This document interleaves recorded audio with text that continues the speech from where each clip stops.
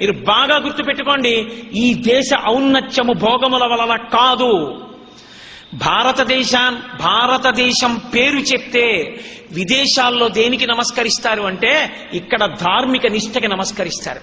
శరీరాన్ని కూడా లెక్క పెట్టకుండా తపస్సు చేసి తొడల కింద తేళ్లు జెర్రిలు కొరికేస్తే రక్తం అట్టలు కట్టిన ఆత్మయందు నిలబడిన భగవాన్ రమణుల పేరు చెప్పినందుకు భారతదేశానికి నమస్కరిస్తారు.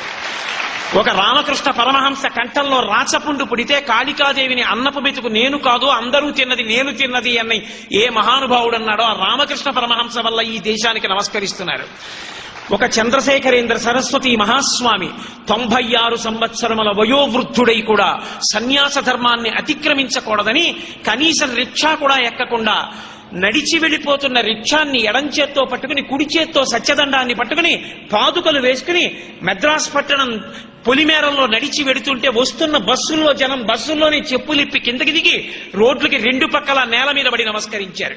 పరమాచార్య వల్ల ఈ దేశానికి గౌరవం వచ్చింది తప్ప భోగస్థానాల కోసం వెతుక్కుని కోట్లు లక్షలు సంపాదించి ఇవాళ కడితే రేపు పడిపోయేటటువంటి ఆనకట్టలు కట్టిన దౌర్భాగ్యుల వలన ఈ దేశానికి పేరు రాలేదు. ఇంకొకరి వలన కాదు, ఆత్మ కోసం తాపత్రయపడిన మహాపురుషుల వలన ఈ దేశానికి పేరొచ్చింది. అందుకే భారతదేశం పేరు చెప్తే అంత గొప్ప. పోప్ అంతటి వాడు విమానం కిందకి దిగుతూనే ఆఖరి మెట్టి మీద నిలబడి భారతదేశపు మట్టిని తీసి తల మీద చల్లుకుని భగవద్గీత పుట్టిన భూమి, ధర్మక్షేత్రమైన కురుక్షేత్రం వెలిసినటువంటి భూమి, అటువంటి పరమపావనమైన భారత భూమి మీద తిన్నగా కాలు పెట్టకుండా మట్టి చల్లుకు దిగుతున్నాను అనగలిగాడంటే ఈ దేశం యొక్క వైభవం ఇక్కడ ఉన్న సనాతన ధర్మపు జీవనాడిలో ఉంది. అటువంటి చోట ధర్మాన్ని విడిచిపెట్టి మిగిలినవన్నీ పట్టుకోవడం, దానికోసం ఈశ్వరుడి దగ్గరికి వెళ్ళి ఆయన్ని కోరికలు కోరడం ఎంత అసహ్యంగా ఉంటుందో కలియుగ ప్రారంభంలో నారదుడు చూపించాడు.